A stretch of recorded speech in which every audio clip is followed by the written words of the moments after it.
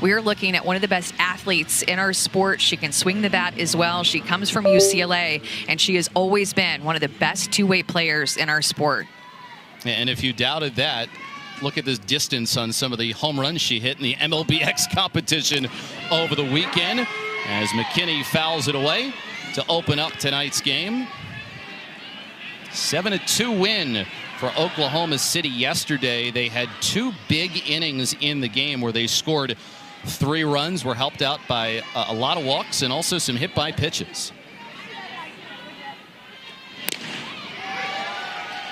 6 of their 7 runs that they scored yesterday were they got on via walk or hit by pitch, just manufactured runs in a different way than the long ball than we're used to seeing from them this season. Just outside there, says Scott Mayer, our home plate umpire. It also helps when you've got your full complement of players. Sydney McKinney, since joining the Spark on June 23rd, hits in 10 of the 11 games in which she's played.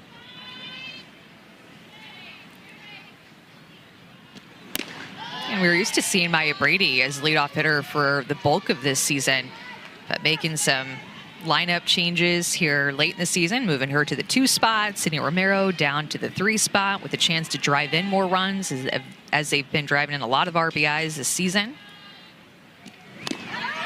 Expands the zone. McKinney strikes out, and a good start for Rachel Garcia tonight. And Rachel Garcia is going to be one of the hardest throwers in the league. 70, 71 miles an hour, can move the ball away from the left-handed hitters or into them with her curveball. Her curveball is going to be her most used pitch. She can throw it on both sides of the plate. We'll also mix in her rise, drop, and screwball.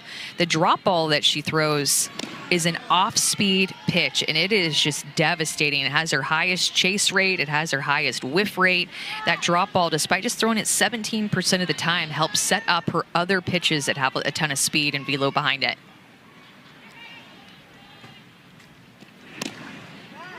And Garcia among the leaders in strikeouts. She takes the ball every couple of days. She will issue some walks. She will hit some batters. But she has started to come on over her last couple of starts in the circle. None more so than her last outing against Carolina. Well, look at Maya Brady's show bunt there. It's just not fair what Maya Brady is able to do in the box. It's going to pull Jackie Liss, the third baseman, up the line. But she's able to be at the top of the league in terms of home runs, but can also lay down a bunt for a hit and use her speed. 2-2. Garcia is getting this outside corner with their backdoor curveball to these lefties. And if she's getting that pitch called a little bit off the plate, she is tough to hit because she will just live there consistently. And a swing and a miss. What a start for Rachel Garcia tonight. Strikes out McKinney and then Brady. And the pitch before getting called a strike then moved into the next pitch where Maya Brady is going to chase this backdoor curveball off the plate too. So a little bit lower that she located that pitch, gets Brady to chase that pitch off the plate. We're back-to-back strikeouts. So a chance here for Sydney Romero, who got the offense for Oklahoma City started last night.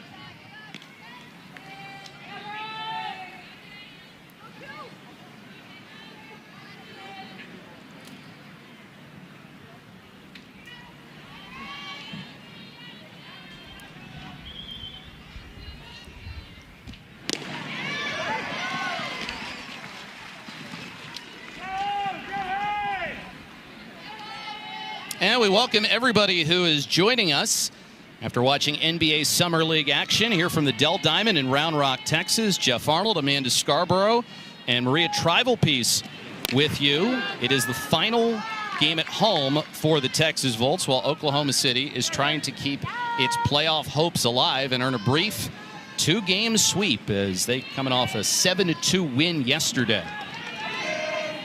Sydney Romero, who has been dynamite in her last 9 games. And in spite of how well this top part of the order for Oklahoma City has performed, they've been no match for Rachel Garcia in this first inning. You're watching one of the best two-way pitchers, one of the best two-way players in the world, and Rachel Garcia in the circle right now. Line out to second base. That's off the glove of Sierra Romero, so Sydney gets it by Sierra. And a 2-out base runner here for the Spark. Yeah, that is her sister there at second base. Sierra Romero is...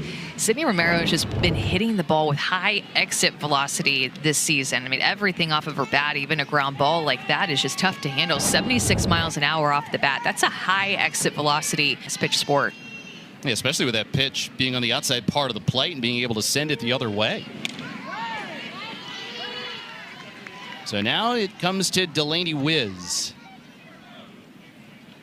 Wiz was 0 for 4 yesterday. The first time she'd ever gone 0 for 4 in an AUSL game. She can hit for power. She can hit for average. Can do a little bit of everything.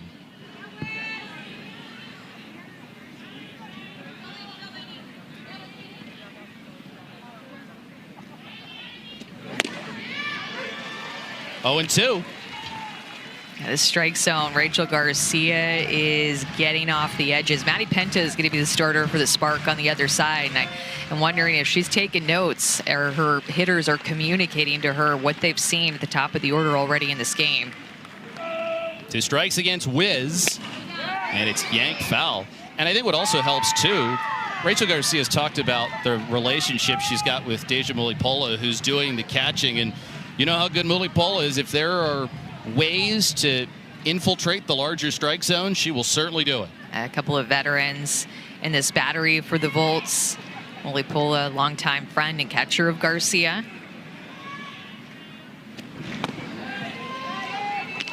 A certain comfort level that it felt like Garcia found when Mulipola came back, just because they've worked together for so long. Back-to-back strikeouts to start for Garcia before Sydney Romero reached. Counts 2-2 now against Wiz. We talked about the pitch mix for Rachel Garcia, but she'll try to change speeds with that drop ball, taking it down to 62 miles an hour, serving as an off-speed pitch for her, but she'll ramp it up 70, 71 up in the zone with her rise when she needs to.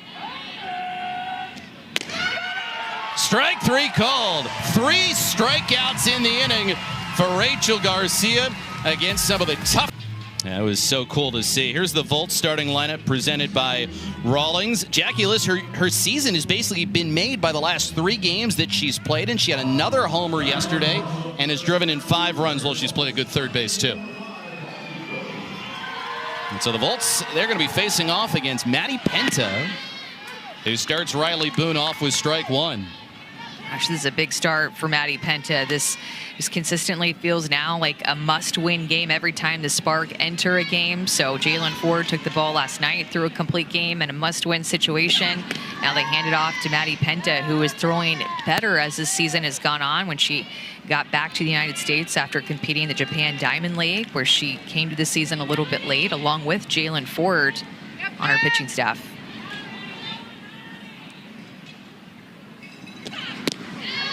And it's 1-2.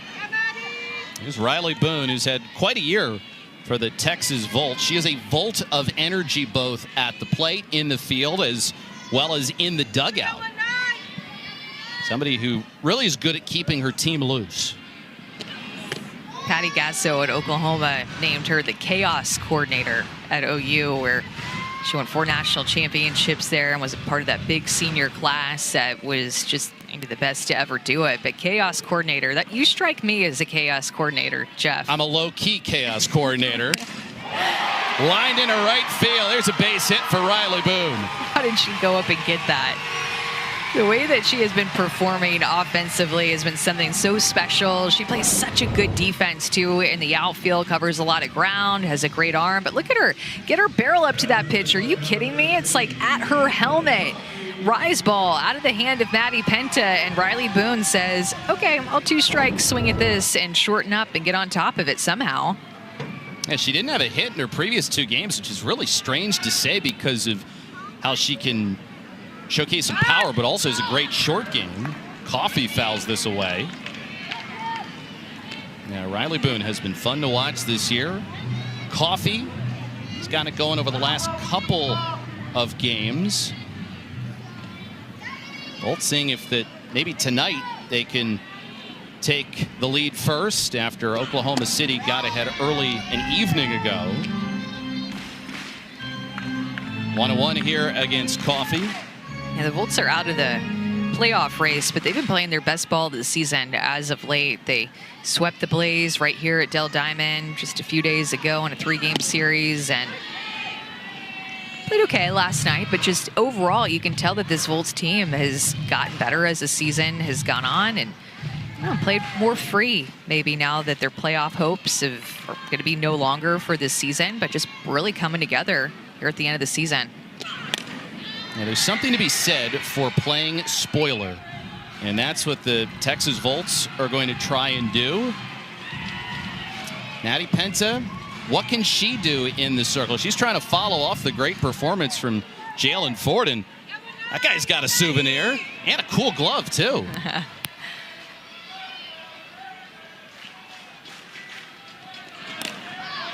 Center field. Brady under this one, and she's got it for the first out. Yeah, it's surprising to see that actually Maddie Penta's most used pitch so far this season is her drop ball, which is a little bit of an off-speed pitch for her as well at 64 to Rachel Garcia. Both these pitchers will throw 70, 71 miles an hour, and then she'll mix in a screw, changeup, and fastball in there as well. Go up in the zone a little bit with that rise ball, but nice pitch mix for Penta. Jennings takes low for ball one. And for Maddie Penta, the other part of it is a lot of the damage that came against her came in her first couple of outings this year.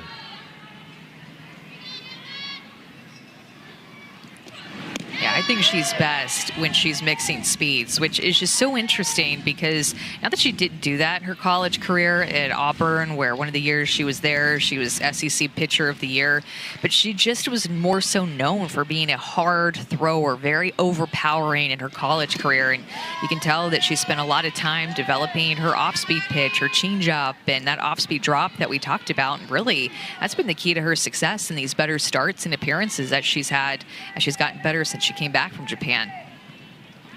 A piece of it is when you come to the pros, you might have to change up your sequencing. Jennings hits it softly. McKinney cuts it off and gets the out at first base. A little hit and run action. You could hear the dugout saying going on the pitch with Riley Boone put in motion. And Sydney Romero was headed toward second base. So Sydney's on the left side did a nice job of cutting this ball off. She had to make that play and cover some ground. Good footwork by McKinney to be able to secure an out there. One of 3 Sydneys on the infield. Sorry, Delaney Wiz over at first base. Maybe her middle name is Sydney. Maybe. We'll have to get our research folks on that. As Molly Paula takes it side for ball one. So a chance here with Boone at second base, and Texas trying to strike first tonight. Molly Paula swung the bat well her last couple of games, was 2 for 4 yesterday. And then we also saw her start the game out in left field before later in the game she came back behind the plate. It's quite a combination when you can be a catcher as well as a left fielder. Such a good athlete. I remember her playing at Arizona, and her head coach, Mike Candrea, would just rave about Deja Mulipola and her athleticism back behind the plate. You watch her play and just the way that she moves, the way that she receives, the arm that she has back behind the plate. She's just a pure athlete and a strong hitter. And very clutch as well. Last night, both the hits that she had came with runners on base, and Texas certainly wouldn't mind that here in the bottom of the first.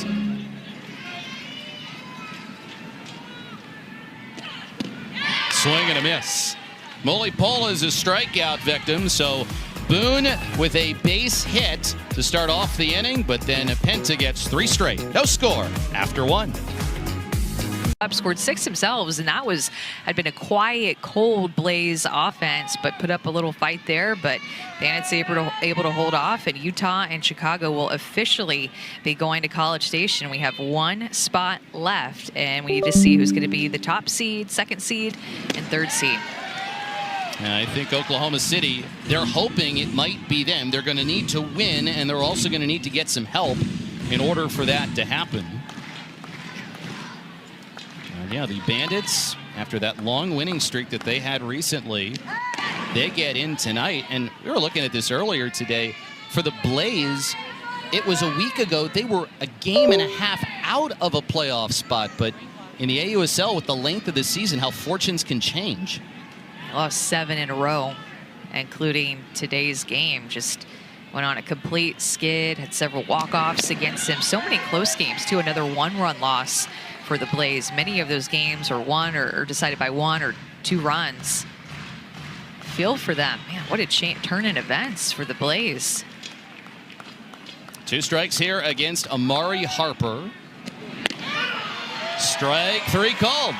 So you're going to see this when Rachel Garcia is getting the corners like this, particularly outside to lefties or with her screwball, which is what this pitch is, and her backdoor curveball, which she'll throw on the same side of the plate, but it has a different late break back into the plate movement. When she's getting a call off the plate like that, she is truly one of the best pitchers in the world. And I just want to make a quick point. She already is one of the best pitchers in the world, even when she's not getting calls like that. But when she is, she just becomes quite unhittable because she will consistently put the ball there with her command. I mean, look at that. 18 strikeouts in her last 9 1/3 innings. Just a couple of inches added to the plate can really make a big difference. And so far, Scott Mayer has been very helpful to Rachel Garcia. He was consistent so far, adding a little bit to the strike zone, and Garcia has taken advantage of it. Well, 3 of her strikeouts have been to left-handed hitters who were hitting better off of her than righties. Lefties coming in hitting 356 off of her. Righties just 214. But yet 3 strikeouts already to some of the best hitters in the league. A complete game shutout a couple of nights ago against Carolina. Game that was a run rule win for Texas. 5 scoreless, 8 strikeouts, gave up just 3 hits. It's what it really looks like when Rachel Garcia is on.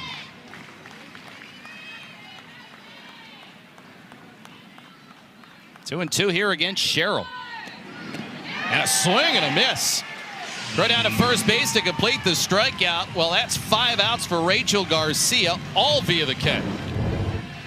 Sparker learning early about what Garcia is going to do to them, and now this drop ball that serves as an off-speed pitch, the back foot of Sherrill, that is a nasty pitch, had 6 inches of breakdown in the zone. So Sarah Gordon going to try to keep the 2nd inning going. Had her first home run a couple of days ago, popped up to the circle. Rachel Garcia takes care of it. Nice and easy. 2 strikeouts to begin. She's got 5 so far through the first 2 frames.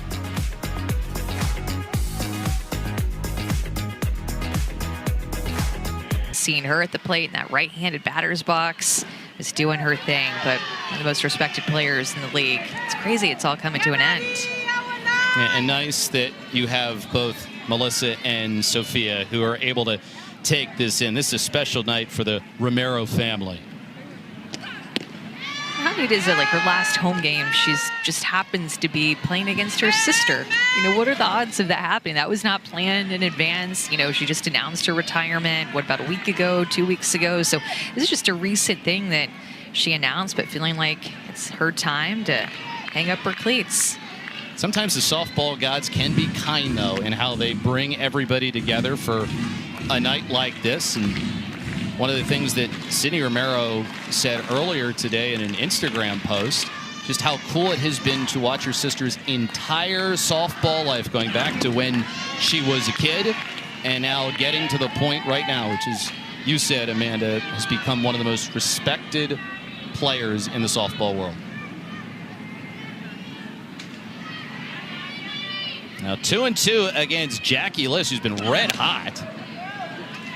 Grounds it foul. When you have a 25-game regular season, a couple of games can make a huge difference, and they certainly have for Jackie Liss. 6 for her last 9 at the plate, 2 homers, 2 doubles, 3 runs scored. It's a large chunk of her productivity this season. Chops it to third, but this is foul.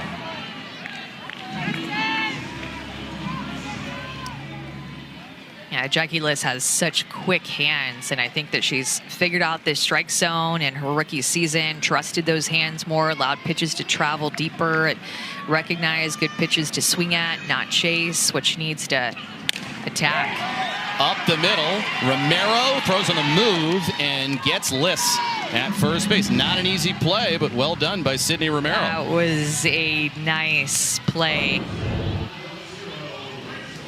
Sydney Romero has been so solid at shortstop. That could be a tricky hop for her to handle, but her glove work this season has just been so just quiet, easy, exactly where she needs to be all the time, and a backhand, forehand, so good. I mean, you said it yesterday.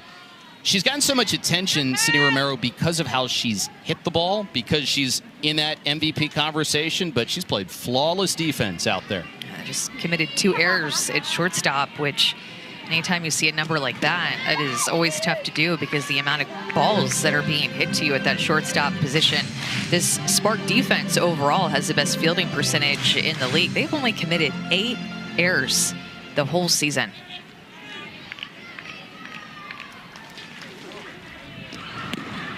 It's an interesting team in the sense that they hit for a lot of power. They have 11 more home runs than the next closest team. And then they pitch very well in the circle. Or they struggle in the circle, I should say. Defensively, though, they're really good. Pitching and defense tend to go hand in hand.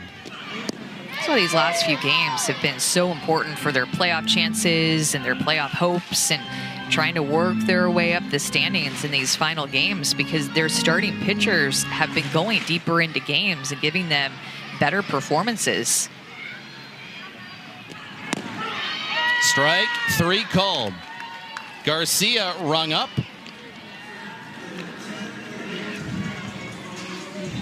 Second baseman, number 32, Sierra Romero.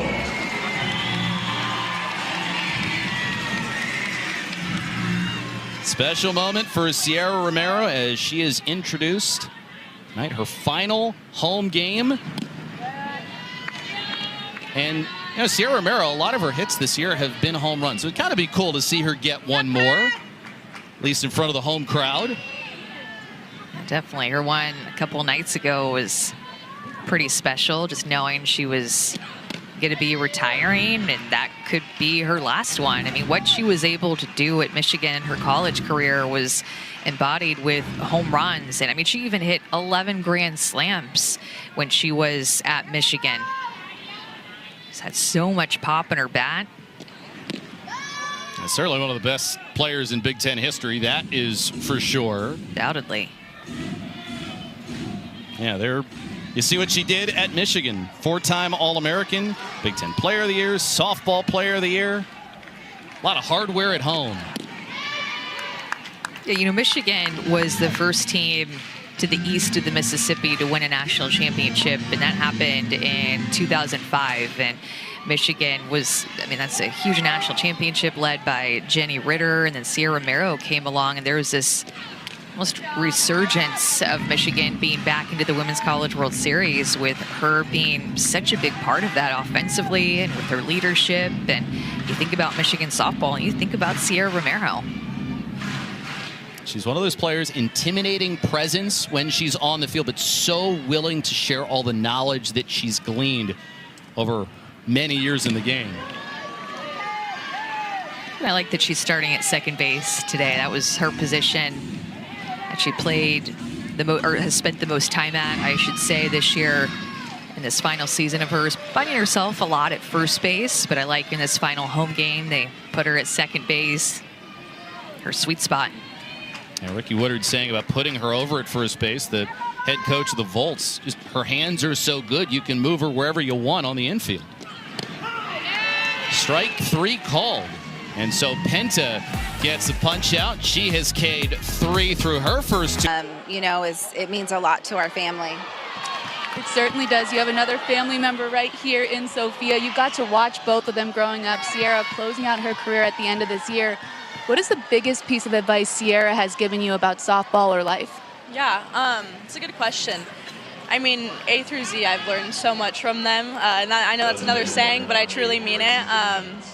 Sierra has just been such a great role model, you know, and I was telling her and telling my mom, and obviously sitting earlier, I always got asked when I was younger, you know, are you Sierra Romero's sister and this and that, and then it kind of would, you know, make me a little upset and whatnot, but, you know, I realized that the legacy that she has and what she's done for this sport is just amazing, and that's why I got asked those questions, you know, and like you said, back to your question, I mean, I couldn't even give you an answer. She's just an amazing sister and an amazing player, but for me, an amazing human, right, and an amazing sister, so. We've talked to a lot of people, and legacy is the word that they use to describe her. Sid said that as well, and I'm going to go back to your mom here. When you take a look at what Sierra has done, and here comes a foul ball that we may or may not catch. Sophia had me if we needed it. We were good. We were good. When you look at Sierra's legacy, what are you most proud of as her mom? It's not about the achievements or the accolades. It's about the type of person she is. Her heart, her integrity, the way she plays the game. You know, I know I'm her mom and I'm probably a little biased, but I truly believe she's left the game better than she's found it. She's just a wealth of knowledge, and she just handles herself in such a way that I'm learning from her. And, you know, that's her legacy. It's not about her hits or, you know, home runs or things like that. It's just the person she is. I think we can all agree that she has left a legacy beyond this game as well, not just on the field. And last one here for Sophia, what has softball meant to you, your sisters, your brother, your whole family? Yeah, I definitely think it's just bigger than softball. You know, growing up with my father who loved softball as well as my mom, and then my dad passed away, it becomes a bigger picture for us. I just think at the end of the day, it was such a family sport. You know, it brought us so close, and not a lot of people can say that, maybe with other sports, and maybe even baseball and softball as well, but I think our family just had a different connect point with it, and we've all grown so close, like I said, and again, it was so cool to grow up watching my sisters play and lead the way for me, and just kind of, you know, be that pavement for me of the next step from left to right of what I had to do to be the best I can be. Well, I know softball and the entire softball world is grateful for the Romeros. Sophia, thank you for your time. Melissa, thank you so much for your time. Thank you so much. Guys. Bouncing ball up the middle. Jennings throws on to first and gets the out. I mean, you just love hearing all that. You know, the way that, you know, as Sophia said, Sierra's made her a better person and has helped her grow, and how softball has created this sense of bringing a family closer together and the sense of community that it's created for the Romero family. They're like softball family royalty, that Romero family. And then they have their brother, Mikey, who's doing really well in the Boston Red Sox organization. I feel like it's just around the corner for him to make it to the bigs, currently playing in the AAA.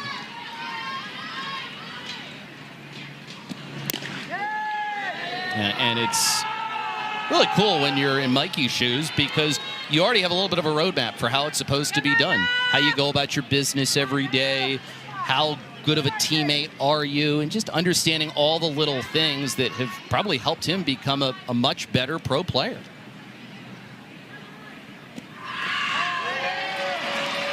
Two and one against Maya Brady. That's it. Another different way, by the way, that they are able to manufacture a run. We talk a lot about their home run power and leading the league in home runs with 32 as a team, but finding just another way to get a run across in this series.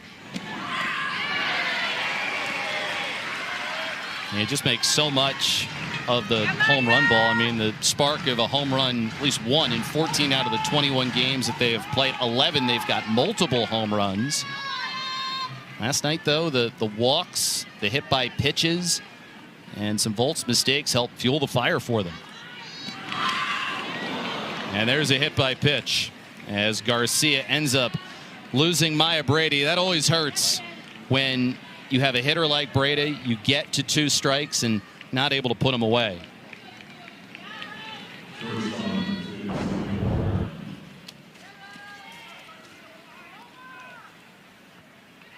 Those drop balls that she hangs on to and just gets Maya Brady right there in her knee. Quick break from the action, guys. And to those of you who've already subscribed or clicked to like and follow us, we certainly thank you. and you probably already received your free gift, and you can skip ahead. But for those of you who have not yet clicked that subscribe or follow button, we would like to ask you to do that for us because it really helps the channel. And we really appreciate those who support us so that we can keep making great content and growing this channel. So stay until the end of this video where we'll say thank you for watching and supporting us, but we'll do it in a tangible way you can personally enjoy and one that really brings actual value to you by giving you your choice of one of these 21 great digital guides or manuals you see on the screen right now covering a wide array of useful subjects, and you'll even be able to read their table of contents before you decide. And that's how we know that each one of you will find something helpful and beneficial to your life's current journey or your future goals. They're valued between $19 and $27, but completely free. We'll see you at the end of the video and then provide you the simple steps to go get it and select yours.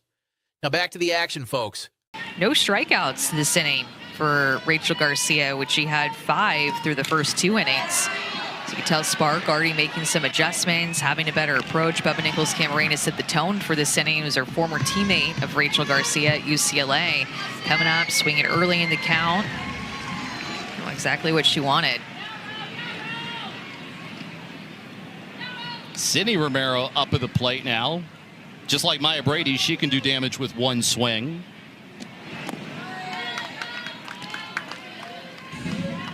And we were talking about this earlier. You don't think the MVP race is quite closed yet. I mean, Williams, Brady, Romero, think it's still leaving some time open for maybe somebody to pull ahead at the very end?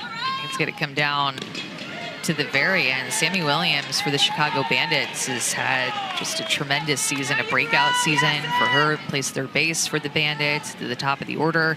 I mean, even with the way, I mean, it would count Skylar Wallace out at this point, even despite missing several games because she as well was playing in the Japan Diamond League and came late, but she's kind of catching up statistically speaking and could be in the mix as well in the next few games. I mean, she's 4 for 5 today, a home run, couple of RBIs. And because of it, Chicago Bandits end up punching their ticket to the AUSL playoffs. So Utah and Chicago are both in now. Slap back to the circle. Garcia gets the out, but we see Oklahoma City manufacture a run. It starts with Nichols-Camarena, ground out by McKinney. Makes it a 1 game once again. And for the Spark, they've got to take care of business as they've got to win. And then they've got to also hope that the Portland Cascade can help them out a little bit. Cascade in front of them right now, so Cascade going to want to win all these games coming up. They play the Talons tonight. After this one, it'll be the 3rd game of a triple header in the AUSL today. And then they will play the Volts after that. So that's who the Cascade have coming up. You know that they want to win and continue to spread their lead, but the Spark are just going to try to do what they need to do, and that's also just try to win every game, put themselves in a position for the playoffs.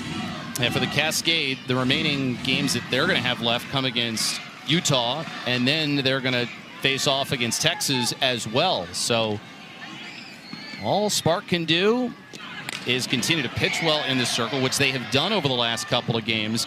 And then, you know, the offense can take care of itself. I'll go to the Blaze for Durham, North Carolina for the final series, where they'll be playing against another team in the Blaze that will not have playoff chances. So trying to enforce their will on them maybe a little bit in the final series.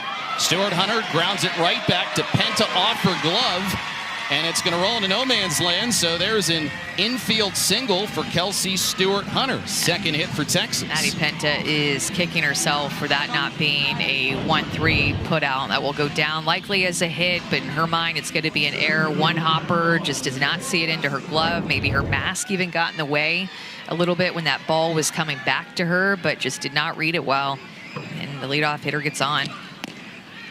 How challenging is that for pitchers when they've got the mask on? Obviously, protection's the most important thing, but I imagine it can mess with your depth perception a little bit. You know, I never pitched with one, so I can't speak from experience, but watching thousands of pitchers pitch with them now. Deep fly to right by Lassiter, but that is caught for the first out. It just seems to move around a lot. I think that's probably the most difficult part of wearing one, is that you're generating so much force throughout your pitch that when you land with that stride foot and hit the ground, it kind of, you know, moves the rest of your body up to your head, and your head kind of moves around a little bit, and So then they have to readjust it after they release the pitch, and they're just constantly messing with it because it moves around a lot. Here's Riley Boone, started off her night with a hit as she comes up and takes a strike.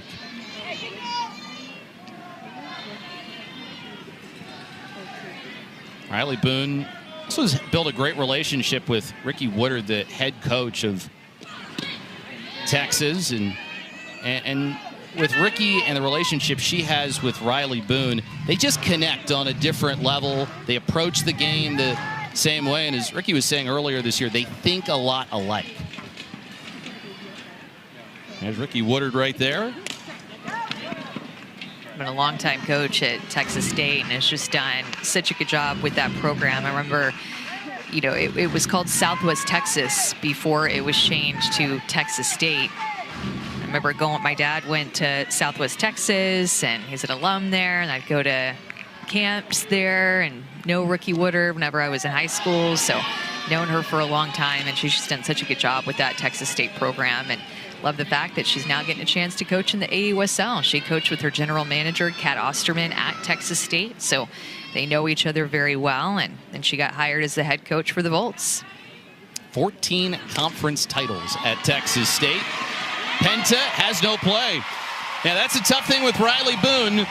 She runs so well, and coming out of the left-handed batter's box, you put it right there, you're not going to get her, and so they're 2 on with 1 out. We just need a camera and a microphone on Riley Boone at all times. I mean, she's just always doing something. Remember, the last time she hit, she went up and got a rise ball for a hit that was literally over her head. So Maddie Penta tries to go down the zone, and she hits it off the end of the bat and uses her speed for an infield single. She can just get it done in so many different ways.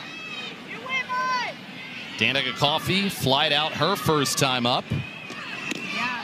That was the 6th infield hit for Riley Boone this season. She can use her speed. We've even seen her driving a run on a bunt with 2 outs. That happened back in June against Chicago. Leave it up to her to get something like that done. She just truly does it all. Really enjoyed her being in the league. We didn't get a chance to see her play in the AUSL last year, but several of these players that are added this year have been just big impact players. Her, Jada Coleman, Maddie Penta, another one that was not in the AUSL last year. Sydney Sherrill over at second base. Coffey ahead of the count. Last night, the Volts 2 for 9 with runners in scoring position. And think about it, last night, Oklahoma City, they scored 7 runs, but it could have been worse because they had tons of opportunities with ducks on the pond.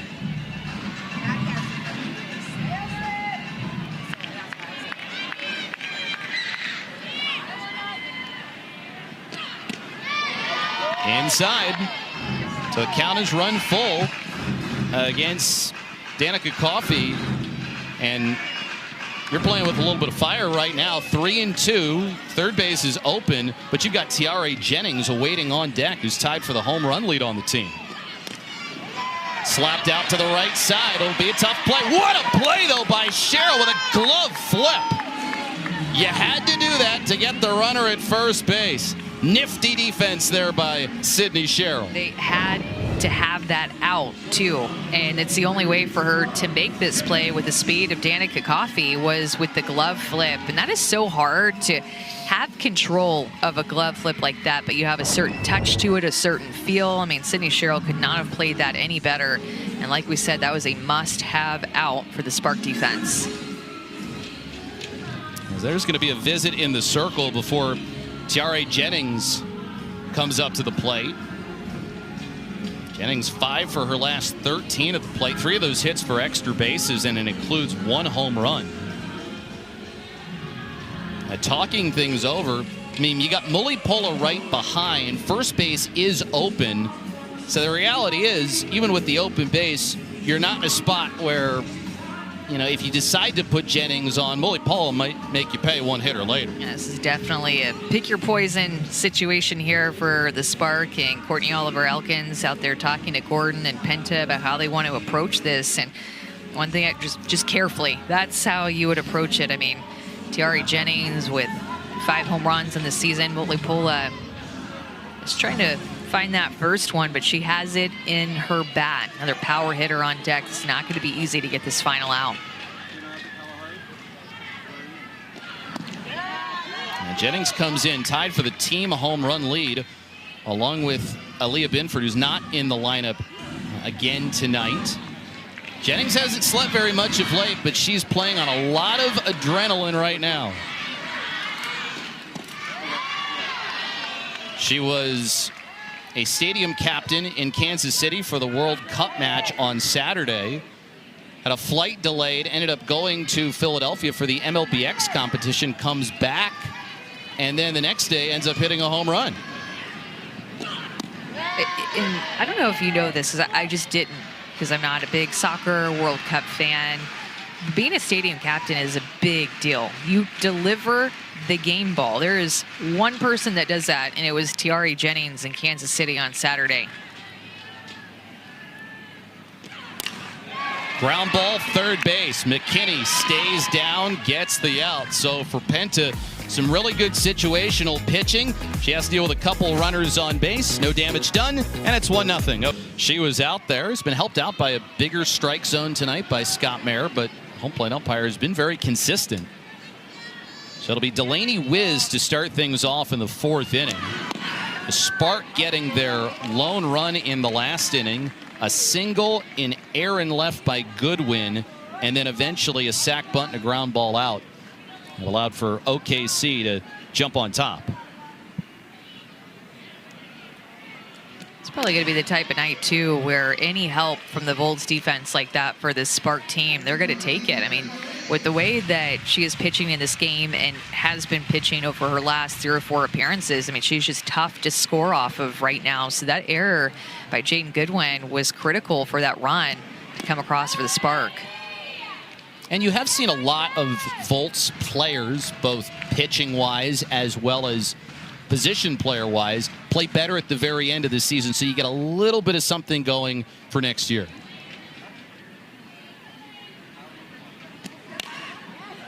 That's yanked foul. I mean, until yesterday, Texas had won 3 straight games as they were able to sweep the Carolina Blaze, and they had 3 wins via walk-off.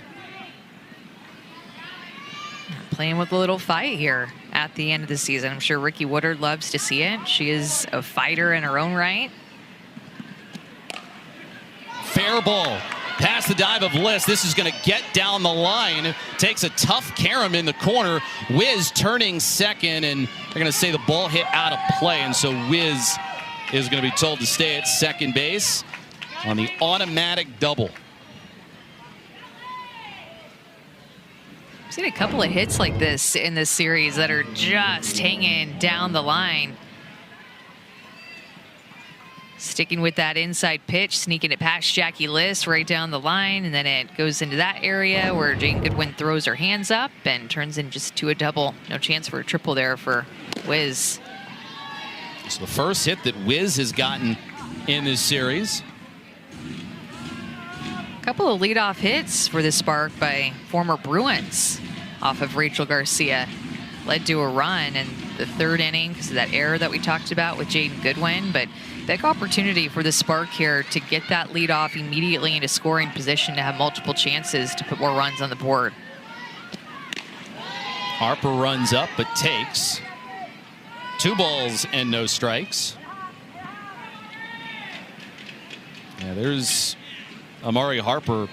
Look at what she's done against the Volts. .455 batting average. These 2 teams met to start off the year, and so she got off to a very good beginning because of the 3-game series that they had against Texas to start. Sets it down, and Liss does a smart thing and lets it spin foul. That was almost so good. She's already hitting with a bit of a split grip, too. She did this in her first at-bat where she separates her top hand from her bottom hand by a couple of inches just for some better barrel control. But also when that happens, it puts her left hand in a better position to lay down a quick bunt like that she almost put down the line. And she got hit by the pitch. Second batter that we've seen Garcia hit. AUSL, it continues on Friday on ESPN2 with a matchup out of Oregon. It'll be the Texas Volts taking on the Portland Cascade, trying for a playoff spot themselves at 8 Eastern. Catch the action or stream it live on the ESPN app.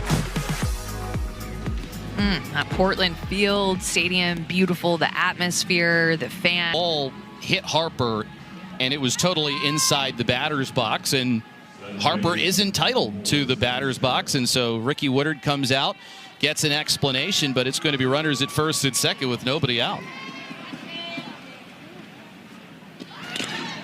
Double hitter bat there on the bunt. And also, too, when it is entirely in the batter's box, you don't have to make an attempt to get out of the way. So that's the other part of that is if the ball is fully in the batter's box, you can just wear it. You did see something really strange last night on consecutive pitches where there was a hit by pitch, and then the hitter was brought back, and it was called a strike. And then one pitch later, you ended up seeing the same thing happen, only the batter was given first base.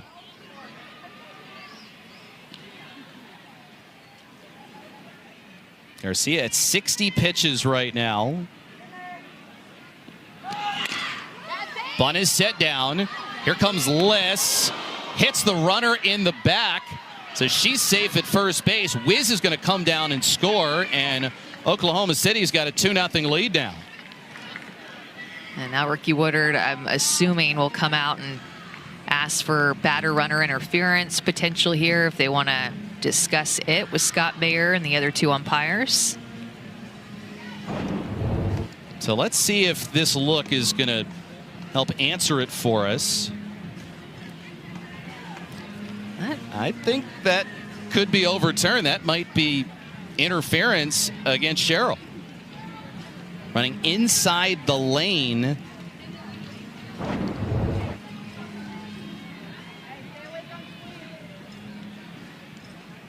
You got to be inside that runner's lane, and that's part of the reason why you have that extra bag, the orange bag over at first base. Now here's a look from overhead. You see where Cheryl starts running, and then she kind of goes in toward almost that, just the one bag. Kind of makes it a little S when she's running toward first base, but we're to play on, even though I'm kind of with you. I think that maybe was close to being batter-runner interference. Now, part of the reason you get that extra base in is to try and prevent that from occurring.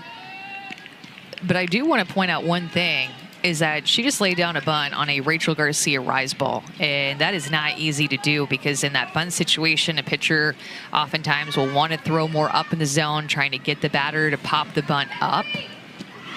But Cheryl did such a good job of getting the top half of the ball and being able to execute that bunt. What has been impressive to see from Oklahoma City over these last two games is to show their offense is a little more than just one-dimensional, where they just rely on power. They have shown they can play small ball if that's what they need to do.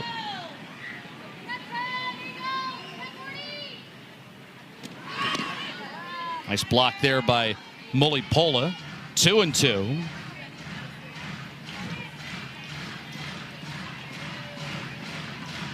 I've seen Oklahoma City get runs in each of the last two innings. Garcia right now attempts to minimize the damage with Gordon at the plate. And that is yanked foul. It was almost one of those ones that hangs down the line. That was fair again. We've seen so many of those. Another good job of getting on top of a rise ball, as well as shown by Gordon, who's ready for that. 6 of the last 8 spark hitters have been on base against Rachel Garcia. Strike 3 call over the inside corner. Now Garcia with a little help there, and that's a first out. A backdoor curveball again, and when she's getting this to both righties and lefties, she is so tough to hit. That pitch is coming in hard, firm on the hands, a little bit off the plate. Tough to pull the trigger on. Well, Bubba Nichols-Camareno kind of got things started offensively for the Spark. Single in the last inning, got to second on an error, and eventually came around after a bunt and a ground out.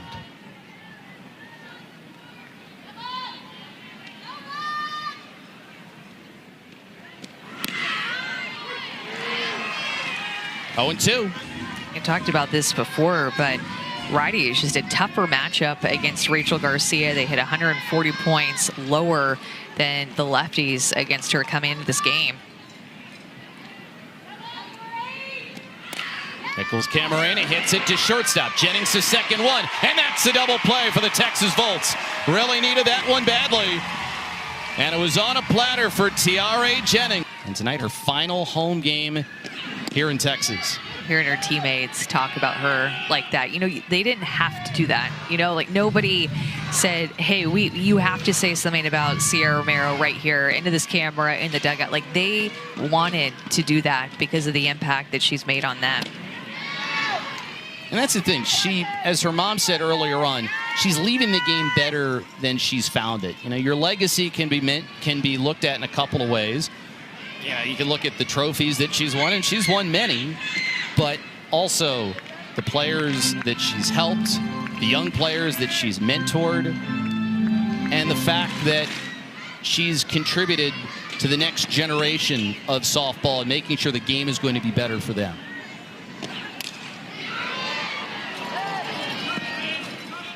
One and two against Deja Mulipola, who was a strikeout victim her first time up. Maddie Pence, you got to give her a lot of credit, dealt with some traffic in the last inning, but was able to escape with no damage done. Not hard hits, though, to cause that traffic. I mean, I think that she recognized that in the inning and didn't let the base runners get to her because of essentially a couple of infield singles. So still had some soft contact mixed in there. And I think she's in a really good place right now, the second time through the order.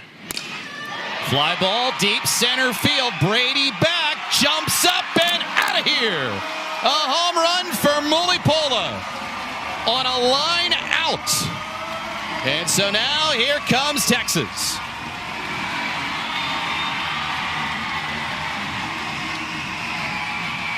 Said she's in a good place right now. Boom, next pitch, hardest hit ball of the game by far. And Mulipola was just not fooled on the changeup whatsoever. Maddie Penta changing speeds has led to her success to this point in the game, but Mulipola going down to get that. That is such a tough pitch to hit. Down and out, only 54 miles an hour, and she just stays on it and puts it out of the reach of Maya Brady. I mean, that is some serious strength from Mulipola. And out comes to Jackie Liss, who lately has been hitting home runs herself. First home run of the season, like we talked about, for Mulipola. Tiare Jennings has 5 in front of her. And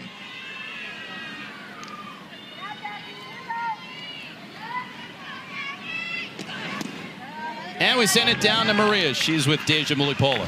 Deja, the home run on the changeup, how are you able to recognize that pitch? She's been beating us out low, getting calls out there all day. So I think setting your eyes up for that kind of puts you on time for the changeup. You're on time. I'll let you catch your breath now. Thank you. Sorry. Thank you. Go Volts.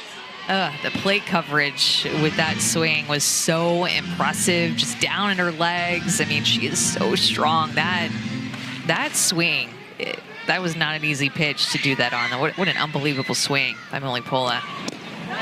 And how hard she hit it, too. I mean, that was on a low line over the wall in right center field. Brady did everything she could, but with how hard Mulipola's been hitting the ball, you kind of assumed it was just a matter of time, and now it slices the Spark lead in half.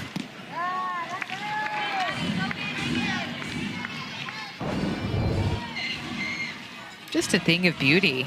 Pitch location was not bad at all. Mulipola getting deep into her legs, looking for that outer half.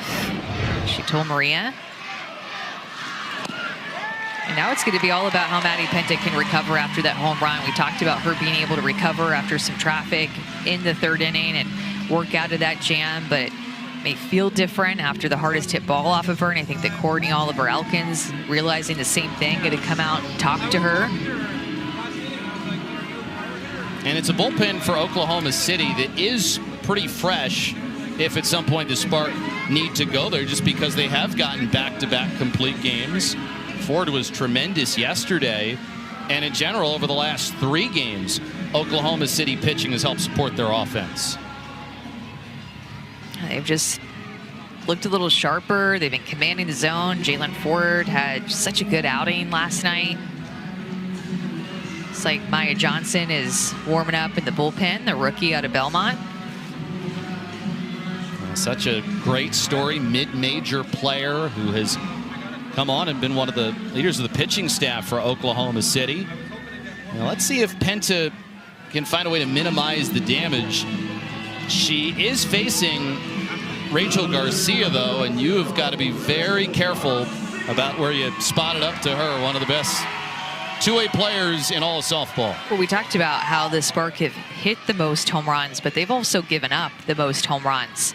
And now on the season, they have hit 32 home runs. That leads the league by 11, but they have given up 32 home runs as well. So that can come back and bite you.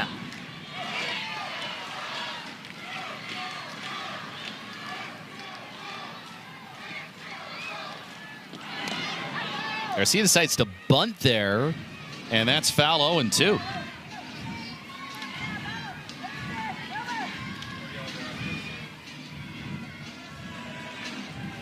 Hit safely in 5 straight games, had a single in the 5th inning yesterday, and put on a display in Philadelphia over the weekend at MLBX. Now time is going to be called at home plate. You can tell Maddie Penta did not want the pitch call that was given to her, so that Sarah Gordon going to take it upon herself and not use the pitch gum, but to put down something else. And that's what she wanted. The thing that she shook off was a screwball, would have been inside, got her outside with the drop. And now let's go into the game with Sierra Romero. Last home game, last of the last. Trying to get me all crying and emotional before the game. Like, ugly crying. Don't cry yet. No. Congratulations on an incredible softball career. Number 32, Sierra Romero. How are you doing this? I love you. I love you so much. I'm proud of you. Oh my gosh, you guys. I didn't want to cry. I didn't want to cry. Well, if there's a night where you're going to cry, it's okay to cry. At an evening like tonight where she's honored for all her accomplishments, gets a hug from her sister who just so happens to be participating in the final game against the Volts at home this year. And all the Volts players, if you didn't know how much they love Sierra Romero before, you see it now. Stolen base attempt. Liss is safe, and the ball gets into center field. So she is going to advance, and now the tying run is over at third. Putting a runner into motion here. Taking a chance for a steal. We don't see a ton of steals by any means. In fact, that's just the 7th steal for the Volts this season, and going to go down as an error to get Jackie Liss to third base off of Sydney Romero's glove, and good read by Liss to see that into center field and head off to 3. So big chance here for Sierra Romero. Can she find a way to tie it up? 1 out in the inning, and the count has gone to 2-2. Looking at all that she's accomplished in her career, I mean, the list just goes on and on, but first player of the triple 300 club, 300 plus runs, 300 plus hits, 300 plus RBIs in her career at Michigan. Romero taps it back to the circle. Penta looks Liss back and gets the out at first base. Not easy to put up those numbers that I just read off. That's why she was the first player to join that club.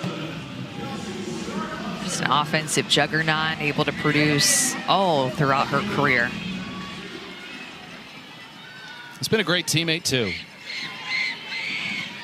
Great teammate, evidenced by the way her coach, the fans, teammates look at her, all she's done for the game. Remember, she's actually on the AUSL Executive Committee as well, because in the AUSL, they're so good about giving players ownership and helping them determine what course this league is going to go.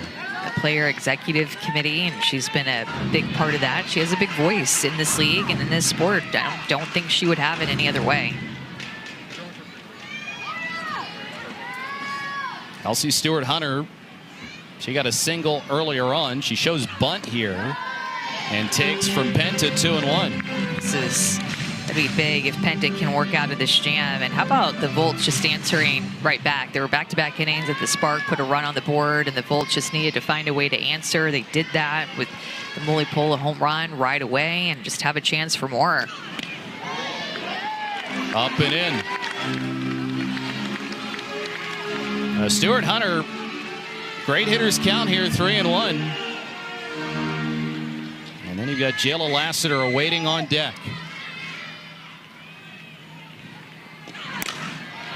Slapped out to Sydney Romero on the first for the out, but Deja Mulipola, she brings Texas within a run with her first homer of the year. 2-1, Oklahoma City. After the first pitch and is taking this game in. It has turned into a nicer evening here after there was a lot of rain earlier today.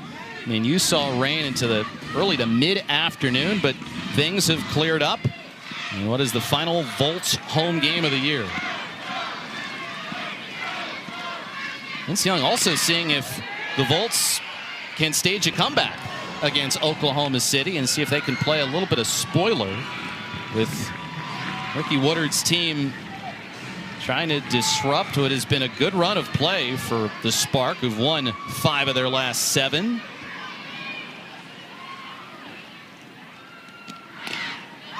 Tapped out to Lish. She comes to get it and makes a strong throw for the first out. Another team that's right there for the playoffs in the AUSL. It's the Cascade. Utah's already punched their ticket, but now look at this pitching matchup coming up on CBS Sports Network later on. Well, the Cascade are playing for a top 3 spot in the standings to punch their ticket. As you said, the Talents know that they're going to be there, but they're playing for the 1 overall seed, because how it will work in College Station is that there will be a play-in game ahead of the finals, and the 2 and 3 seeds will play each other in a 1-game playoff for a second spot in the finals. So the 1 overall seed will just be sitting back, watching them fight it out for a chance to play them in the finals, whoever that might be. We don't know who that is going to be just yet. So the Talons, despite making it, just waiting, or they're trying to play for that top spot. And so are the Bandits, quite frankly. Look how close the records are between Utah and Chicago, 14-7 and 14-8. It's going to come down until the end. Yeah, it seemed like at one point this year it was going to be a Talons runaway for first place, as there's a hit by pitch on an offering up and in to McKinney. Well, and then all the Bandits did was go on a 9-game win streak. And in a 25-game season, a 9-game win streak is season-altering for your team. A Bandits team that started out 0-4, very rocky. Not a great start for them at all. Skylar Wallace got back. Lexi Kilfoyle got back from Japan as well, and Kat Sandercock, and they just became a totally different team. Earlier on this year, we talked to Shonda Stanton, and before those players returned, she said, you know, we've gotten off to a little bit of a slow start, but our goal is to hit the 500 mark. And then once all those players came back, they got their sea legs under them after their time in Japan. The role that they have been on, and it ought to make for a really great AUSL postseason. Just described what I hope happens to my Astros, just trying to make it to 500 and then see what happens from there. So maybe if it happened for the Bandits, it can happen to my Astros after the All-Star break. Yeah, trade deadline coming up very soon. A lot of teams right now deciding if they're going to be buyers and sellers. Jeff Arnold, Amanda Scarborough, and Rhea Tribalpiece with you tonight here in Texas. Such a good pitch. She knew she had to get that in there. That off-speed drop ball to Brady.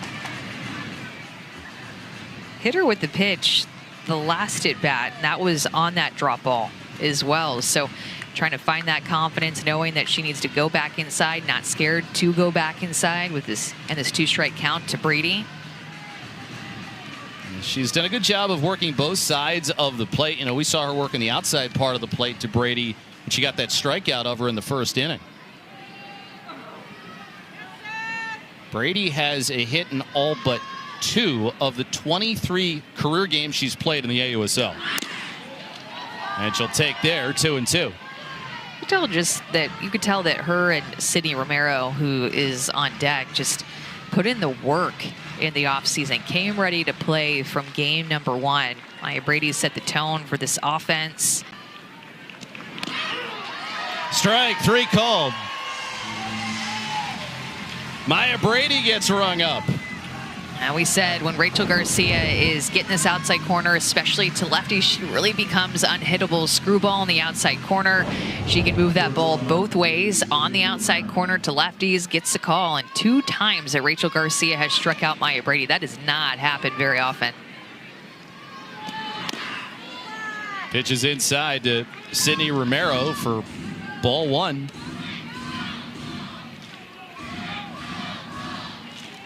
Seven strikeouts on the game. She does have 3 hit by pitches as well, which ties her AUSL career high. They're talking about that with Rachel Garcia and why she has so many hit by pitches, and it's just because she does not give in over the plate. If she is going to miss, like that last pitch, curveball to Romero, she's going to miss off the plate, whether she goes in or out. Romero sails it center field. Catch is made by Coffey, and the inning is over.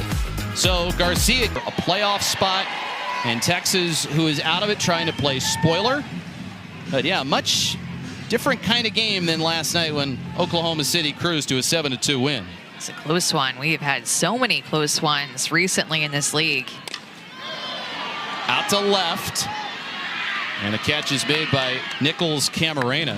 Eric Rue, who does a really good job in tracking this stuff, coming into today, 14 of the previous 17 games in the AUSL were decided by 2 runs or less, and then 6 of those were 1-run games. So compelling, and I know that there is more to come after this game for the Talons Cascade game, and then we have a game every day until the 20th. So 5 more days of regular season action. And I have a feeling they're all going to be close like that, so you need to tune in. I know you will certainly be tuned in real time. You established last night that you're not a big DVR fan. I'm a live action fan. I got to watch it live. If not, I just have too much FOMO. I feel like I'm missing out. We were able to catch that win by Chicago earlier against the Carolina Blaze. Blaze out of playoff contention while Chicago punches their ticket. And for the Bandits, now it's about can they catch the Talons for that top spot. If you have the top spot, you do not have to play in that play-in game, which the 2 and 3 seeds will face off. And then right after that, it's a best of 3 against the top seed. 2-2 here against Riley Boone. She's been on base twice, both time via single. Well, the playoffs and the finals will be in College Station, which is about 2 hours away from here, so close to where we are right now in Round Rock. And that will be a great atmosphere down in College Station for the AUSL, and I guarantee you, I mean, we just talked about it, all the close games that have been played so far, will not be surprised if that is the case come postseason time. Boone with a chopper to first, to a second. Cheryl gets a good hop and picks up the out, and a lot of different things going on around the AUSL. We said the Bandits, they clinch a playoff spot. They knock Carolina out of playoff contention. Spark, though, in the conversation, going to need a little bit of help. Jalen Ford's pitching performance last night certainly was great. And then pay attention, Talons Cascade. Might be seeing those 2 teams in the playoffs. And the playing game in the finals will be on ESPN and even having a game on ABC in the finals. That will be the first professional softball game on ABC in history that will be played. Can't wait for that. As it comes up and in, 2-0. Viewership has been up. We've seen so many markets really embrace their teams. This is the first year where teams have had a home market that they've gone to. And selfishly, I'm excited. It's going to be at Texas A&M. Yep. At Davis Diamond. I can't wait to see a champion be crowned on that field. I did not get a chance to play at Davis Diamond because that is a fancy new field that came after me, but love taking in a game there. And if you haven't gotten your tickets yet, it is going to be well worth being there in person. It's going to be spectacular. You're not really sure who's going to take it. I mean, it really is going to be anyone's ball game once the playoffs get started because of the different strengths that each team has. Utah, great pitching team. Chicago, such a great offense. Could be the Cascade. Their pitching has been really good for most of the year. And then if Oklahoma City can keep winning and get some help, they've got their offense performing on all cylinders. Look out here against Coffey, looking for her first hit of the night. Foul territory here for McKinney, and she has got it. So a 1-2-3 inning put up by Maddie Penta in the circle. Still a tight one here at the Dell Diamond. 2-1. Okay, good at taking care of her body. Backing up Rachel Garcia tonight. Romero playing at second in her final home game here at the Dell Diamond, but there are a couple of games left for the Texas Volts after this. Well, how about she is 32 years old? That has been her number for forever, and she's going to retire at age 32. Didn't realize that before she had said her age on that piece, but kind of neat, kind of meant to be maybe. And she's worn number 32 since high school, and then she's got a softball development app called the 32 Approach. Provides softball instruction to players who are growing up. Rachel Garcia just keeps pitching inside, jamming Delaney Wiz. We saw Oklahoma City score their first run in the third, got one more in the fourth before Mully Polis sliced the Oklahoma City lead in half with a home run. Wiz contributing one of the runs scored tonight for Oklahoma City. Did she check the swing? Yes, she did, according to J.C. Bartley down at first. Well, with the Spark just having 2 runs on the board, Jeff, I mean, both runs have been unearned. There's been an error in both of the innings that the Spark have scored. And so you think about last night and them taking advantage of the walks and the hit by pitches that they had. 6 of their 7 runs that scored in that game got on via the free pass, but taking advantage of the errors made by the Volts today. Now strikeout there for Delaney Wiz as we send it down to Maria. Else around us, and we've heard that multiple times here tonight, guys. Yeah, great impact on so many, you know, and has probably also created a couple of future professional softball players, and it's inspired so many young viewers of the game as well. And who knows, maybe one day some of those youngsters will be on the field in the AUSL. I think they will. I know that they will. That's the type of impact that Sierra's had on this sport, and just a close connection with her sister. But I mean, Sophia, Sierra, Sydney, and their mom Melissa, they all look just alike. Like, I can't get over it. They all just look like they could be, I don't know, quadruplets. I mean, Melissa's a little bit older, obviously, but they all look so much alike. And then you got Mikey, who trying to reach the major leagues with the Boston Red Sox.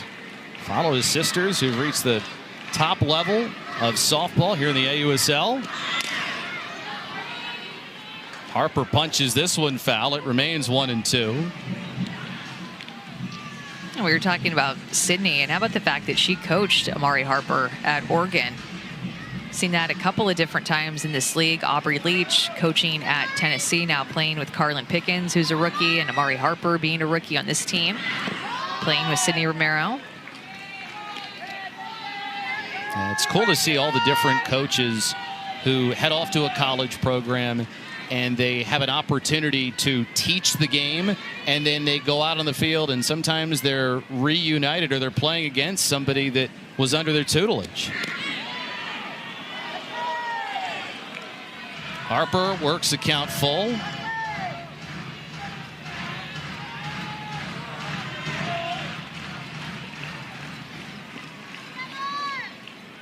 Cheryl's on deck.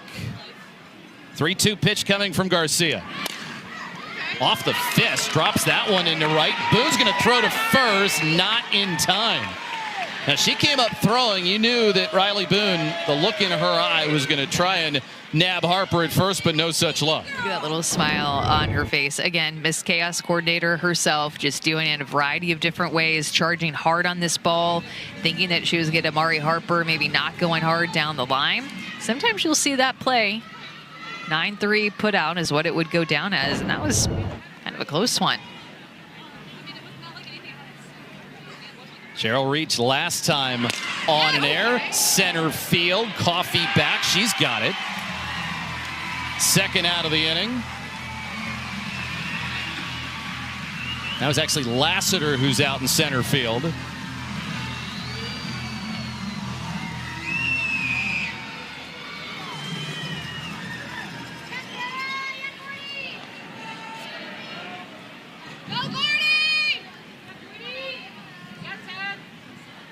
Two outs now, and here's Sarah Gordon.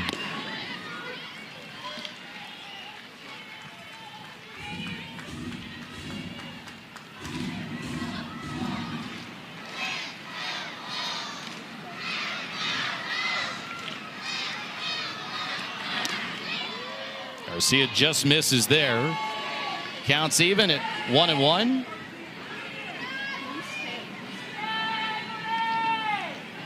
Gordon was picked up from the reserve athlete pool at the very beginning of the month, about 2 weeks ago.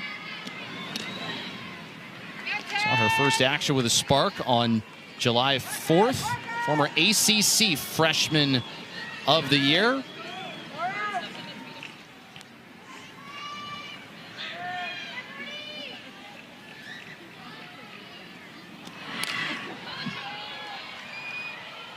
Two balls and two strikes. Gordon split her time between Louisville and time at the University of Georgia. Played 3 years for the Bulldogs. That young fan is locked in on their phone, or their parents' phone. Swing and a miss.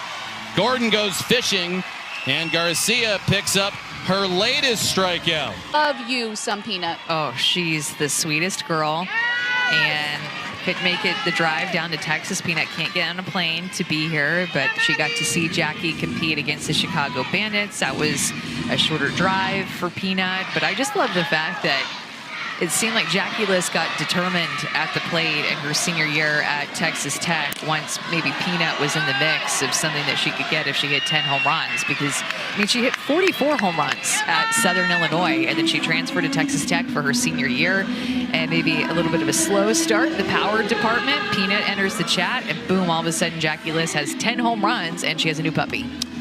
So cool. We'll send it down to Maria for a little more. And this is why she's called Peanut, Jeff. When Jackie List was a younger softball player, she was tiny, so everybody called Jackie Peanut. So by default, her puppy had to be named Peanut. Of course. Yeah. The story was Dad and her high school coach actually wanted to switch her to being a lefty when she was in 12U ball because she was so small. She certainly packs a punch. A lot of power that she's displayed at the very end of the season. Still not large in stature, but her swing mechanics and the way that she connects with the ball, she has a lot of pop in her swing. Love what she's done at the end of her rookie season, kind of hitting a stride toward the end, like the end of her senior year at Texas Tech as well. The reason why she got to the AUSL. Lily Pola drives another one, but Brady able to make the catch this time. She has hit the last two on the button, but it's out number 2 of the inning. So we get to the aforementioned Jackie List. So maybe home run number 3 is coming tonight. If she can get it, she will tie up this game.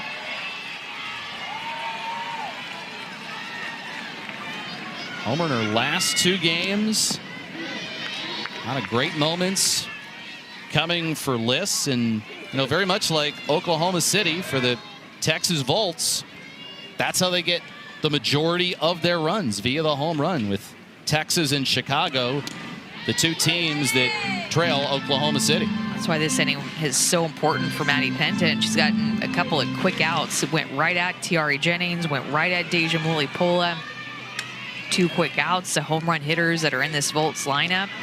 Now having to face Jackie Liss, who has been hitting with a lot of pop as well. So this is a big inning for Maddie Penta, trying to go the distance in this game, a 1-run game. Their season riding on needing to continue to put up wins.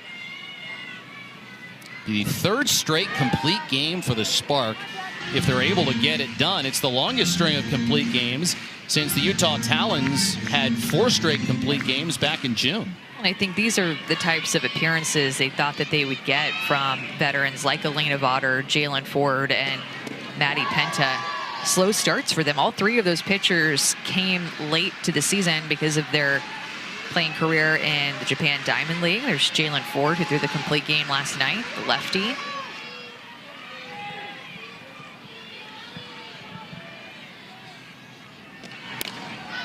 Off the end of the bat from Liss. Will this drop? No! There's Sydney Romero to make the play. Long way to travel, but she's able to haul it in. In a close game. And both by Riley Boone. So it's been Boone with 2 singles. Mulipola hits the home run. And outside of that, really no other damage done. It also gives some credit to Penta for, she gave up the homer to Mulipola, then proceeded to walk Jackie Liss, but since then she has set down 9 in a row.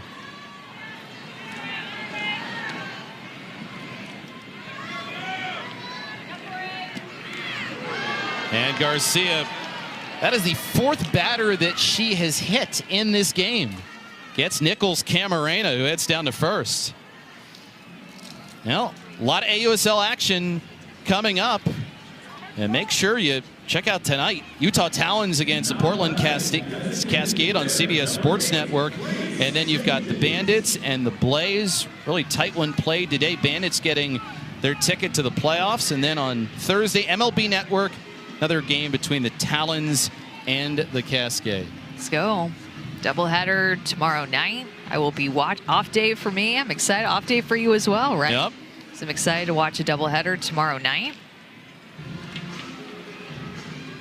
It's been so fun to travel across the league, see all the different teams, all the different markets. I mean, you come here to Texas and people take their softball so seriously. You go to Portland where every game is pretty much sold out. Jenkins sets this down foul. I thought that last strikeout in the 6th inning for Rachel Garcia is her 100th of her AUSL regular season career. So she is the first pitcher to hit the 100 strikeout mark in AUSL regular season play. Just a reminder, our first AUSL season was last summer. So doing that last summer and this summer. This is popped up. Oh, it's some bad luck. It goes over the head of Liss, who is charging in. Just nothing you can do there. You don't usually want to pop up the bunt unless you got a situation like that. Oh, man. This is so frustrating if you're out on defense when this happens. And Rachel Garcia throws with such good velocity that this bunt just pops off of Jenkins' bat. She lets Garcia provide the power, gets the bottom half of the ball, which usually leads to an out. But instead, it leads to a base runner for the Spark and 2 on for the Spark here in the 7th. So now this is danger time if you're Garcia. Bunt is set down. Miscommunication. Mulipola and Liss couldn't get on the same page. And so it goes hit by pitch. Bad luck, and one that if you field it with McKinney up, it's a close play.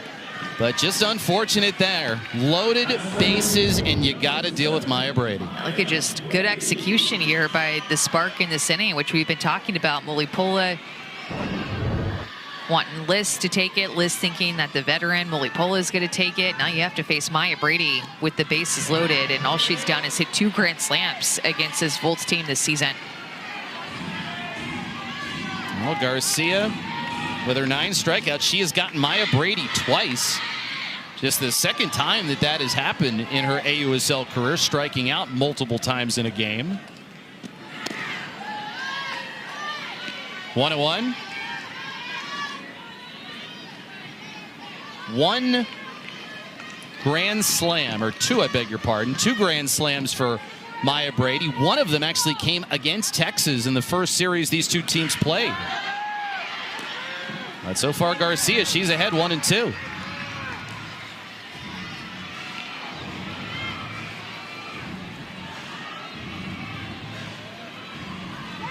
Brady would love to put it out of reach, or at the very least, create a little more breathing room for Penta. Bases loaded, nobody out. Strike 3 called. Outside part of the plate again. And Maya Brady caught looking. She just is, I don't think, agree necessarily with what she's seeing out of the hand of Rachel Garcia on the outside corner. All 3 strikeouts have been on the outer half. 2 have been looking, including 2 looking with this screwball. And her last 2 at-bats, massive strikeout for number 10 for Garcia. Sydney Romero takes a strike. Tasia Mulipola has been so good as well, setting up on that part of the plate. And while maybe stationed a little bit off of it, Garcia's hit the spot all night long.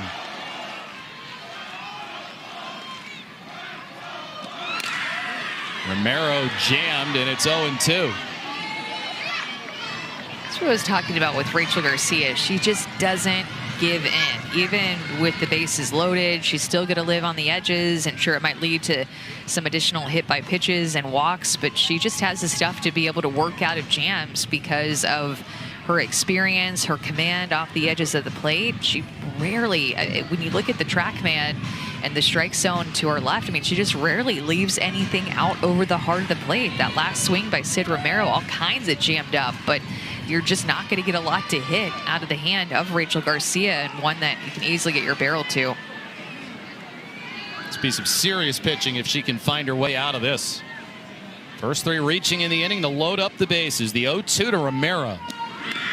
And that gets off the glove of Mulipola. That's going to lead a run to come down and score. So 3-1 now.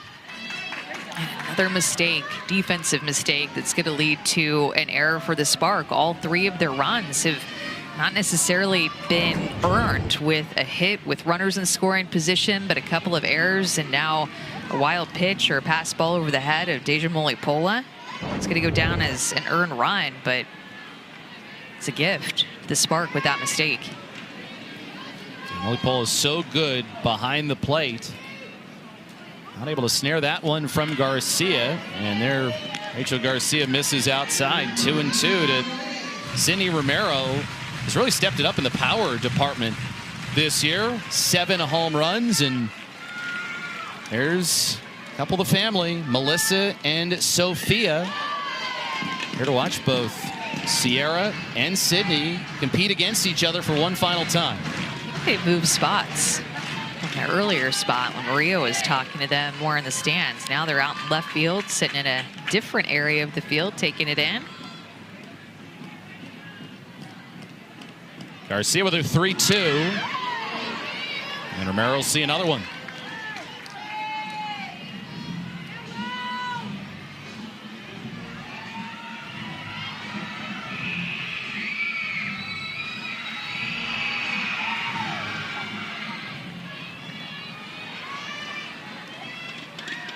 One in this inning for the Sparks so far.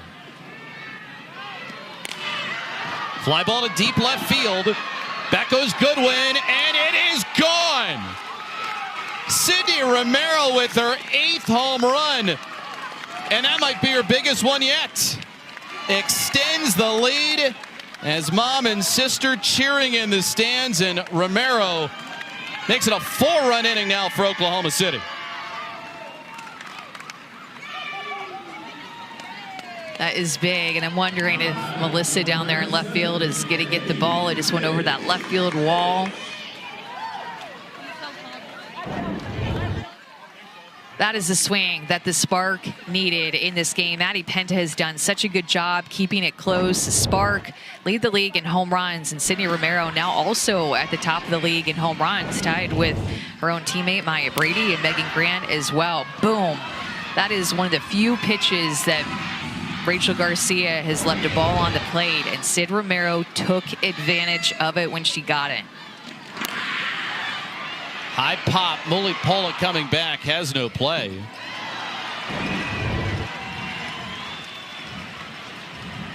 That is just so big. And I was thinking about it even with Maya Brady up in the bases loaded, as Melissa and Sophia are just loving to see it, and got a great shot over the left field fence. But how big a home run would feel for the Sparks' confidence in this playoff hunt and for the rest of the games that they have. I really think that might be the biggest swing of the season for them. That's in the dirt. We send it down to Maria. She's with Sydney Romero. Sid, that swing breaks it open for your team. How important is that? Really important. I mean, I was looking for something I could score a run. I was thinking, honestly, something deep fly ball to score, and that works too. Your mom and Sophia are out there in left field. Do you think they got the ball? Probably Sophia. She's probably running out there, jumping the fence. Probably. We'll take a look at that. Thanks. Part of the reason why you move a little bit closer. Great timing by mom and sister. Sydney Romero making a game that has been very close throughout, making now a 6-1 game. 13 runs Oklahoma City has scored in the last 2 nights. This run so big in this inning, a 4 spot in the top of the 7th. Likely to see Maddie Pintick come back out, try to throw a complete game as Rachel Garcia now gets her 11th strikeout of the game. But Sydney Romero, Player of the Year candidate. So is Maya Brady, who's had a tough game hitting against Rachel Garcia. But Sydney Romero in this game, couple of hits, including that 3-run home run, having Maya Brady's back in this game. And it really will come down to the wire on the MVP. Will it be Brady? Will it be Romero? Will it be Sammy Williams?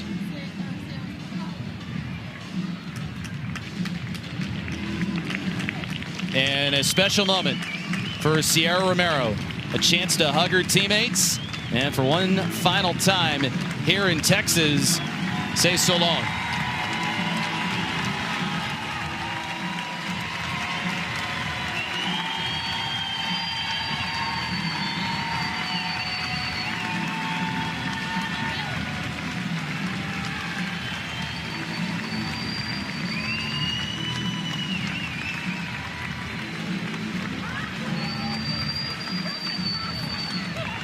Love that Sydney Romero even came over to the home dugout and gave her a hug too. You know, Melissa just loves to see that. What a special moment. I love that they did that for her. Started her at second base tonight and pulled her off the field with 2 outs for a chance for her moment to put Kirsten Roos now, the rookie, at second base. Now, something like that, that is reserved for legends of the game. A chance to say so long to the Texas faithful as Kirsten Roos will come in and take Sierra Romero's place at second.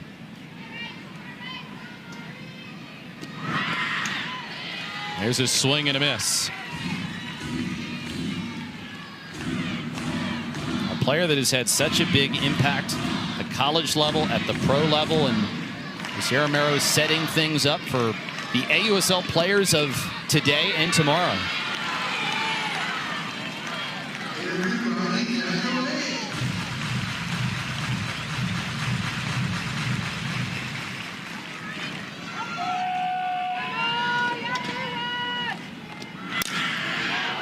Hit well, right field by Amari Harper. Boone is out of room. It's a home run. So Amari Harper, for the 2nd straight night, she goes deep. And the Spark add on to their biggest inning of the evening, a 7-1 lead. So much confidence from Sydney Romero with that swing to finally really get to Rachel Garcia. And then Amari Harper, who she coached at Oregon, taking that confidence, going down and getting that drop ball 60 miles an hour, and she just drops her barrel down to get underneath that pitch and lift it out of here. 233 feet for distance. 2 home runs in this inning for the Spark off of Rachel Garcia, and I think a moment that nobody really saw coming with the way that Rachel Garcia was commanding this game, and it was just a 1-run game coming to the top of the 7th. I mean, Rory McIlroy would be impressed at that effort, being able to go down and golf it over the fence. It is such a tough pitch to hit for the lefties, too. What a swing. We've seen a couple of just incredible swings in this game. Yeah, and a couple of them came in this inning. Sydney Romero with a 3-run shot to really a 3-run shot. And performances like that, that's what the Spark need right now. They don't control their own destiny. They're eliminated with 3 losses or 3 Portland wins. And Amanda, as we were talking about in the break, it's an inning like that that could very well set your course for the rest of the regular season. Well, I really thought that it was Sydney Romero's swing that did it for me. And you could tell, though, that setting the tone for the rest of the season and giving them confidence, even with the Amari Harper home run, was just going to pile on top of it. Now, it's all going to be all about finishing in a strong way right here for Maddie Penta to continue to have these fantastic starts from their starting pitchers. I'd love to see her finish this one out, and I'm sure her coaching staff would too. And a chance to get to 500 if you get this win. Right now, Portland is in that 3rd and final playoff spot, but Oklahoma City has got some time. Amber Flores seeing if she can lead OKC in its first year in the AUSL to the playoffs. Garcia just singled there. And Amber Flores, incredible career at Oklahoma, has done such a great job in the junior college ranks. And has got some star power, too, in her lineup. 1-1. Sierra Romero, after she came off the field to a round of applause, allowed to have her moment in front of the home crowd. She comes back on a hit here. 2-1.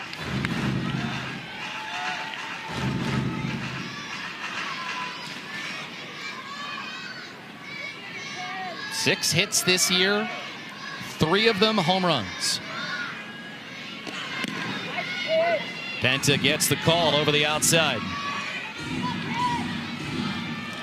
2-2. This would be the 3rd straight complete game if Penta is able to finish things off. They had just 1 in their first 19 games on the year. Romero puts this one in the gap. This is going to roll all the way to the fence. Garcia's going to get sent around. Here's the throw. No, they're going to hold on to it. Well, how about that for Sierra Romero in her final at bat at home? An RBI double to get Rachel Garcia in, and both Romeros having their moment here in the 7th inning.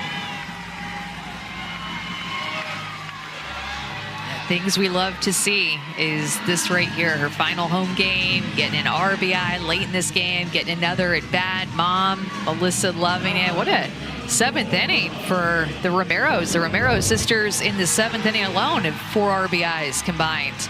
Just fighting off this screwball.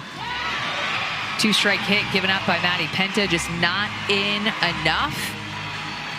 Sierra able to get some barrel to it, find a gap. RBI double for her. All smiles as she stands out at second base. And Christmas coming early for the Romeros. You get your moment where the crowd recognizes you and you get hugs from all your teammates, and your Sierra Romero, Sydney, your sister, comes over, gives you a hug too, and everyone applauds what has been a great career. Then Sydney Romero hits a 3-run homer, and Sierra Romero comes up for a final at bat at home, finds the gap. What a roller coaster ride it has been for them in the 7th inning, but nice to see the Romeros center stage here in the 7th. Just the coolest. We've had some really cool moments the past couple of days here at this stadium, and I'd love to see it. Now Penta trying to get things on track. She had set down 9 straight before the single and the RBI double. Okay, perfect. And a swing and a miss. Car care right. Aaliyah Binford up at the plate. And we know about her power exploits all year long.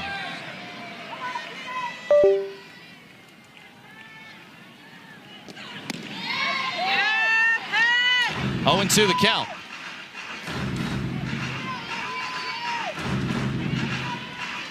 One of a handful of players that is from the state of Texas. Binford beyond third base. McKinney there to make the catch. First out of the 7th inning.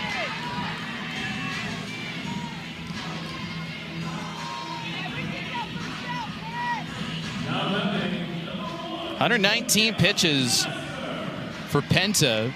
Her career high in pitches in a game in college. In a 12-inning game, mind you. In the NCAA Regionals in 2024, her career high in pitches 223. So this is nothing.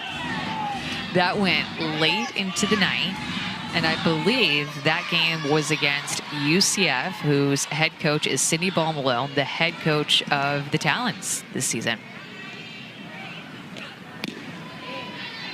Outside 1-1.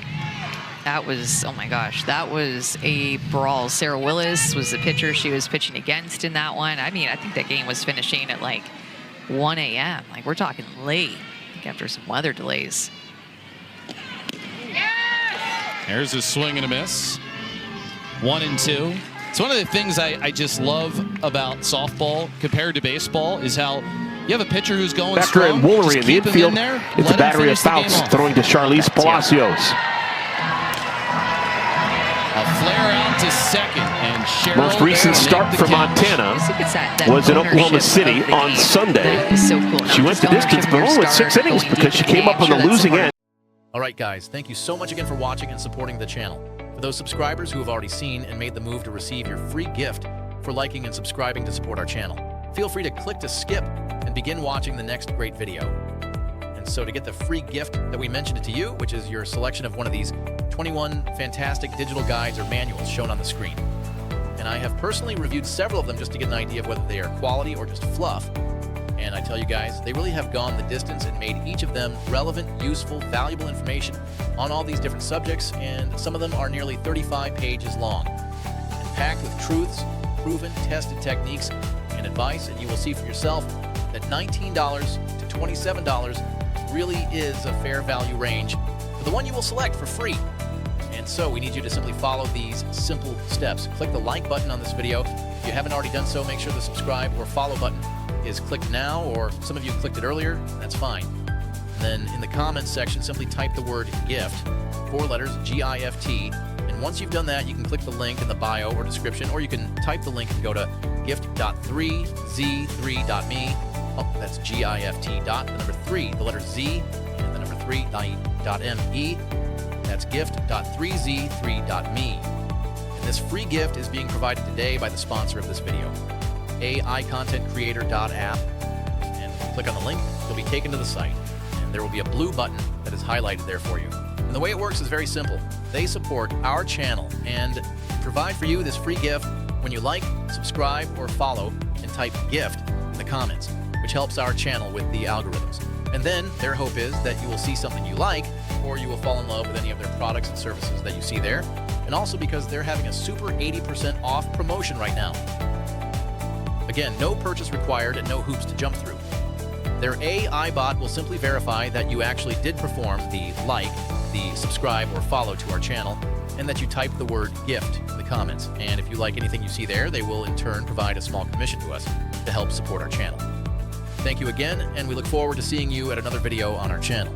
And always remember, whether it's a basketball game that's tight until the end, a great tennis match comeback, an overtime win, or exciting ending in football, a boxing match against all odds, a track runner who fell but never gave up to get the win, an amazing goal kick in soccer, just know and rest assured that we keep a sharp eye focused on finding for you only the sports highlights that are competitions, games, or battles among the best of the day, week, or beyond. So, if you find it on our channel, you know it's HWW approved, because you can be sure that it's a highlight worth watching. See you next time, and God bless.